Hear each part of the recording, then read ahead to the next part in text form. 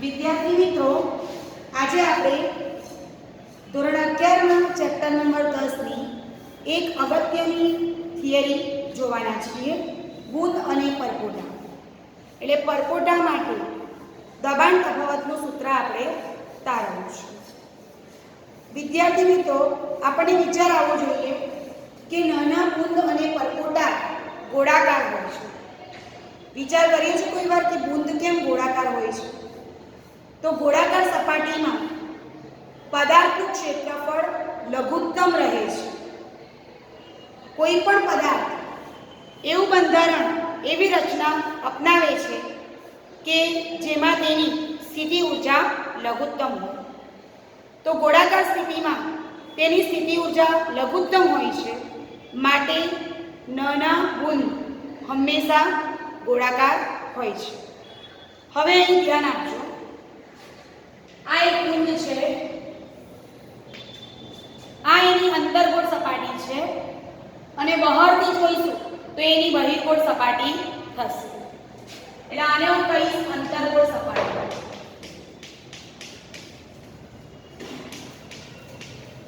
જ્યારે આ છે બહિર્ગોળ સપાટી. પરપોટાની અંતર્ગોળ સપાટી પરનું દબાણ એ બહિર્ગોળ સપાટી પરના દબાણ કરતાં હંમેશા વધુ હોય છે.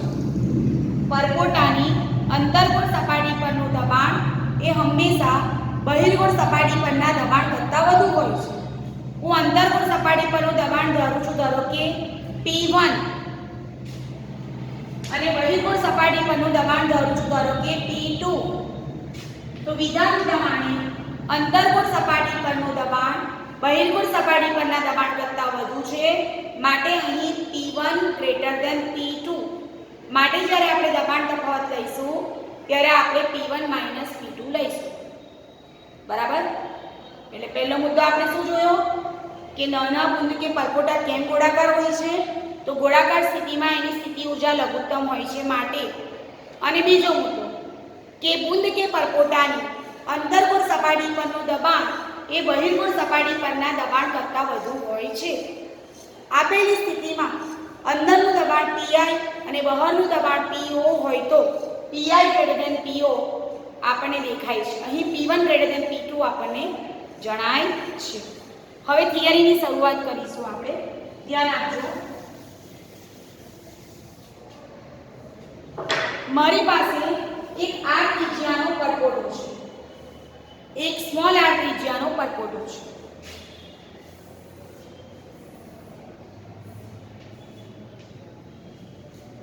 r ત્રિજ્યાના પરપોટાનું ક્ષેત્રફળ છે A = 4πr². અહીં આપણે ક્ષેત્રફળ માટે a લઈ શકીએ અથવા s પણ લઈ શકીએ. હું a લખું છું.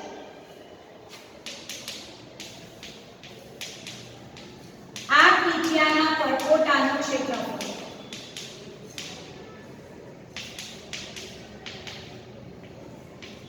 A = 4πr². પરપોટાને ફૂલાવીને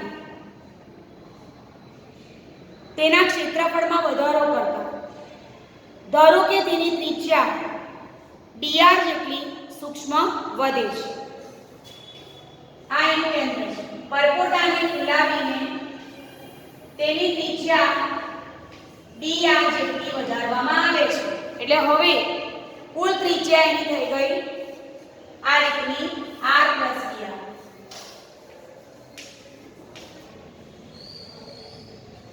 હવે પરપોટાનું ક્ષેત્રફળ શું થયું? ક્ષેત્રફળનું સમીકરણ છે 4πr². એટલે અહીં પરપોટાનું ક્ષેત્રફળ થશે 4π × r + dr આખાનો વર્ગ.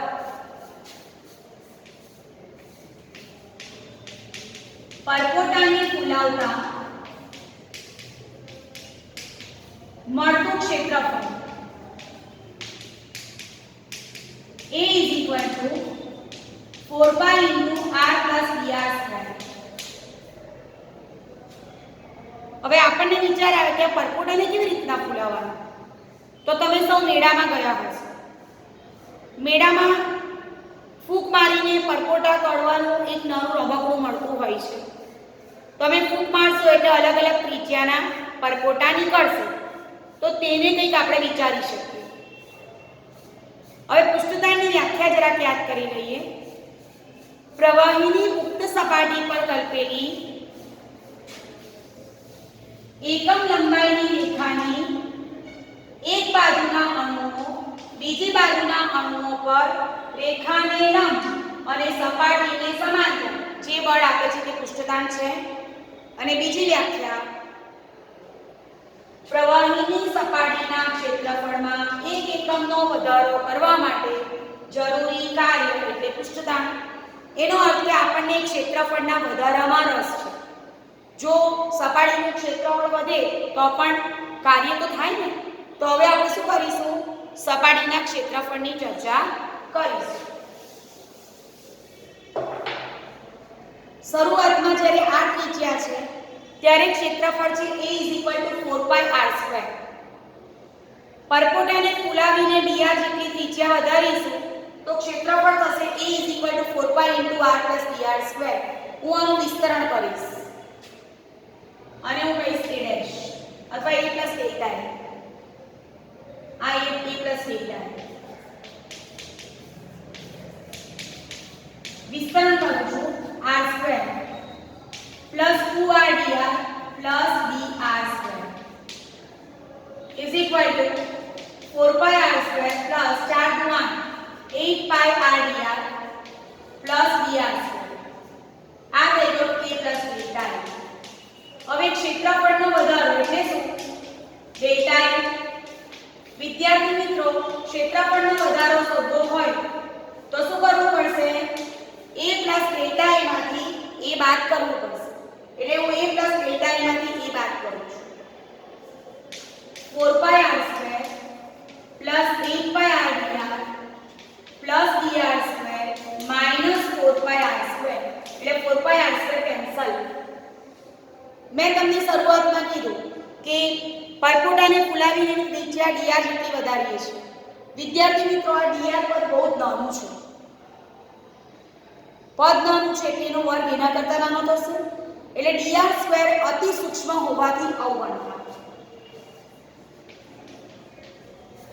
અત્યંત સૂક્ષ્મ માટે અવગણતા. બાકી શું રહ્યું વિદ્યાર્થીઓ? Delta a = 8πrdr. આ તો કાઢી નાખ્યું. Delta a = 8πrdr.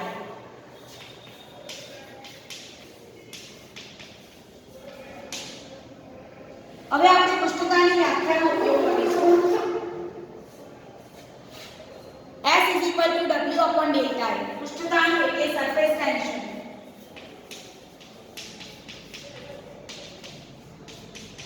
Delta A. W = S × delta A. એટલે W = S શું છે? પૃષ્ઠતાણ. અને ડેલ્ટા A એટલે 8πrdr. જો પરપોટો હવામાં રચાતો હોય અને બે મુક્ત સપાટી હોય એટલે હવામાં રચાતા પરપોટા માટે આપણે સમીકરણ પહેલા સાબિત કરીશું × 2, કારણ કે બે મુક્ત સપાટી.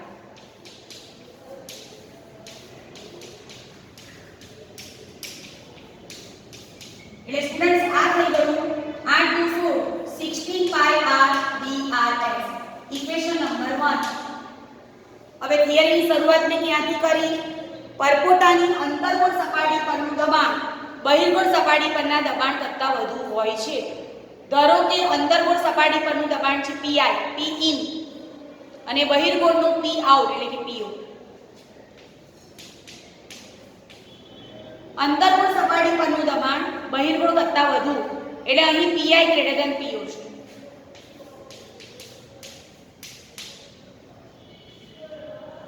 એટલે દબાણ તફાવત કયો થશે? Pi - Po.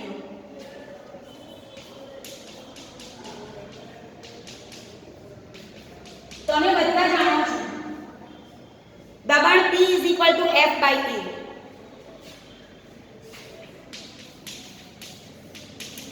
F = PA.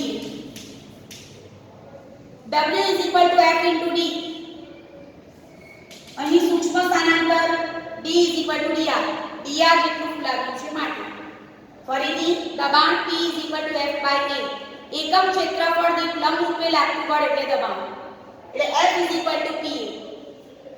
pa પણ W બળ ગુણ્યા સ્થાનાંતર અને સ્થાનાંતર કેટલું dr જેટલું W F × dr F ની જગ્યાએ આપણે મૂકીશું P ની જગ્યાએ pi - p A ની જગ્યાએ 4πr² અને D ની જગ્યાએ dr સમીકરણ નંબર 2 જોઈ શકો છો તમે સમીકરણ 1 પણ કાર્યનું અને સમીકરણ 2 પણ કાર્યનું સમીકરણ 1 અને 2 ને સરખાવતા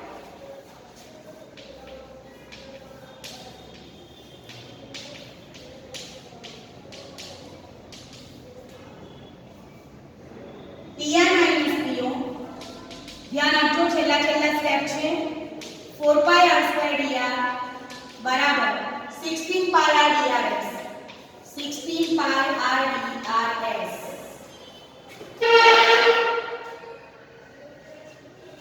4π 16π એટલે અહીંયા 4 આવશે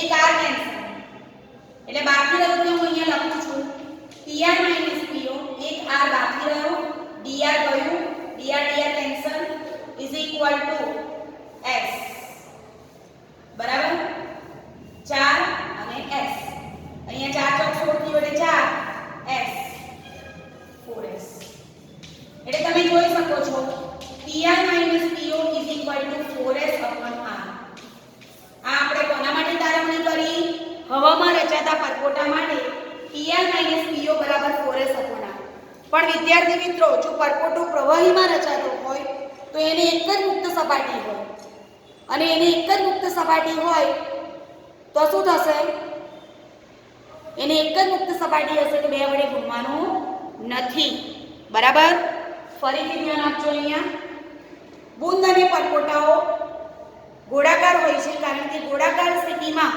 એની સ્થિતિ ઊર્જા લઘુત્તમ હોય છે આકૃતિમાં આ ત્રિજ્યાનો એક પરપોટો દર્શાવ્યો છે જેનું ક્ષેત્રફળ A = 4πr² છે પરપોટાની અંદરનું દબાણ ધારો કે pi છે અને પરપોટાની બહારનું દબાણ ધારો કે po છે અંતર્ગોળ સપાટી પરનું દબાણ બહિર્ગોળ સપાટી પરના દબાણ કરતાં હંમેશા વધુ હોય છે માટે અહીં pi > po માટે દબાણ તફાવત થશે pi - po પરપોટાને ફૂલાવતા ધારો કે તેનું ક્ષેત્રફળ ડેલ્ટા a જેટલું વધે છે અને ત્રિજ્યા dr જેટલી વધે છે તો મળતું અંતિમ ક્ષેત્રફળ a + ડેલ્ટા a બરાબર 4π × r + dr² વિસ્તરણ કરીએ ક્ષેત્રફળનો વધારો અંતિમમાંથી પ્રારંભિક બાદ કરીએ 4πr² કેન્સલ dr અત્યંત સૂક્ષ્મ પદ એનો વર્ગ એના કરતા સૂક્ષ્મ એટલે અવગણતા dr² બરાબર અવગણીએ એટલે બાકી રહેશે ડેલ્ટા a = 4πr પણ અહીં પરપોટો જો હવામાં રચાતો હોય તો તે વખતે હવામાં રચાતા પરપોટા માટે બે મુક્ત સપાટી માટે 8πr dr ને 2 વડે મલ્ટીપ્લાય કરીશું 16πr dr s = w/Δ a પ્રવાહીની સપાટીના ક્ષેત્રફળમાં 1 એકમનો વધારો કરવા જરૂરી કાર્ય એટલે શું થશે પૃષ્ઠતાણ w = s Δ a is delta 16πr drs હવે w = fd fdr dr વધ્યું એટલા માટે p = f/a f = pr - po * a 4πr² એટલે w બરાબર f ની જગ્યાએ p a pi - po * 4πr² d જગ્યાએ dr સમીકરણ 1 અને 2 બંને કાર્યના છે એની સરખામણી કરીશું તો pi - po * 4πr² dr બરાબર 16πr drs છેદ ઉડાવીશું તો pi - po બરાબર 4s r જો પરપોટો પ્રવાહીની અંદર રચાતો હોય તો pi - po બરાબર 2s r કારણ કે મુક્ત સપાટી માત્ર એક જ છે માટે સમીકરણ આપણું સાબિત થઈ જાય છે અહીંયા હવે બધા અહીંયા ધ્યાન આપજો બીજું સમીકરણ લઈશું કેશાકર્ષણ એટલે શું પ્રવાહીમાં એક પ્રવાહી ભરેલું પાત્ર લેવું પ્રવાહી ભરેલા પાત્રમાં કેશ ઊભી રાખવામાં આવે તો કેશનળીમાં પ્રવાહીના ઊંચા ચડવાની ઘટના એટલે કેશાકર્ષણ, અથવા તો પારા જેવું પ્રવાહી હોય તો કેશનળીમાં નીચે ઉતરે છે, આ ઘટનાને આપણે કેશાકર્ષણ કહીશું. બરાબર છે? એટલે પ્રવાહી ભરેલા પાત્રમાં કેશનળીને ઊભી રાખતા કેશનળીમાં પ્રવાહી ઉપર ચડવાની અથવા નીચે ઉતરવાની ઘટના એટલે કેશાકર્ષણની ઘટના. બધા અહીં ધ્યાન આપજો. બરાબર.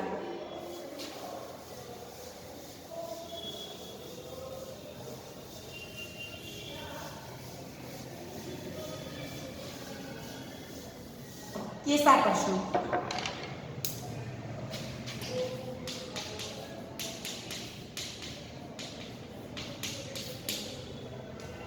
સમજૂતી જોઈએ આપણે.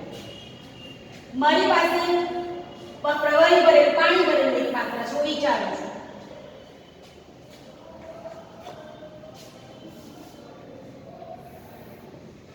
આમાં પાણી ભરેલું છે. આમ તો કેશનળી એકદમ સાંકડી આવે છે, પણ આપણે સમજૂતી ખાતર થોડીક કેશનળી વ્યવસ્થિત મૂકીશું. આ કેશનળી, આ કેશનળીમાં પ્રવાહીની સપાટી, આ ઉપર ચડેલું પાણી h ઊંચાઈ સુધી ચડે છે. પાત્રમાં જે પ્રવાહી છે તેની ઘનતા ધારો કે ρ છે.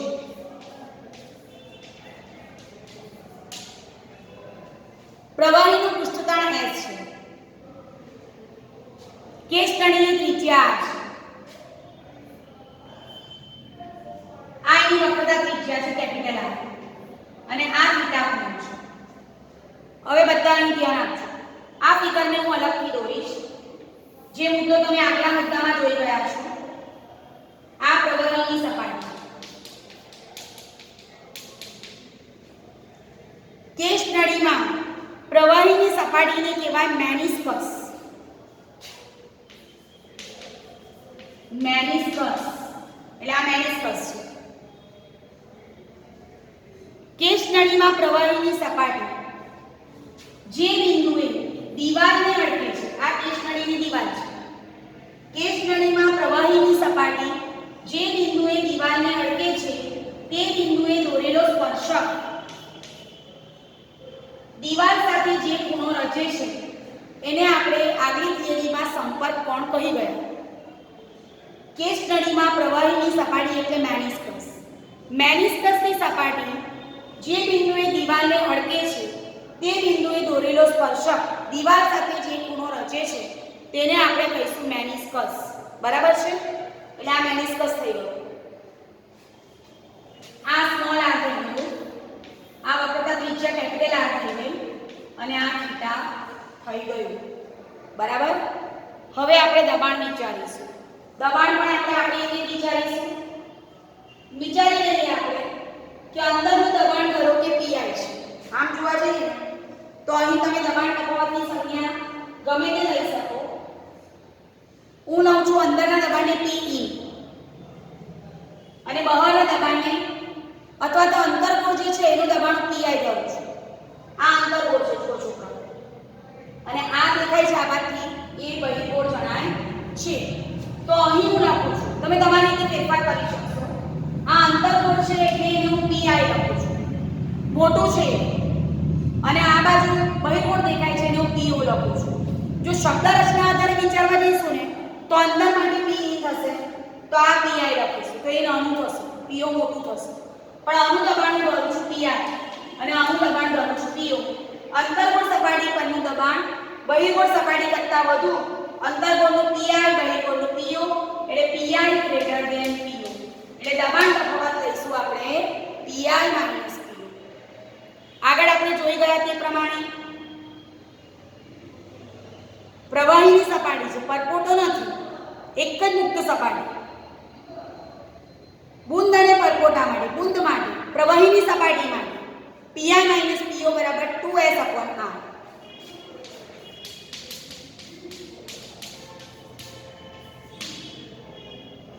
બરાબર છે? 2s upon r. આ આપણે પહેલું સમીકરણ લઉં છું હું અહીંયા. હવે પીઆઈ માઇનસ પીઓ બરાબર તમે જાણો છો ચેપ્ટરની શરૂઆત એચઓજી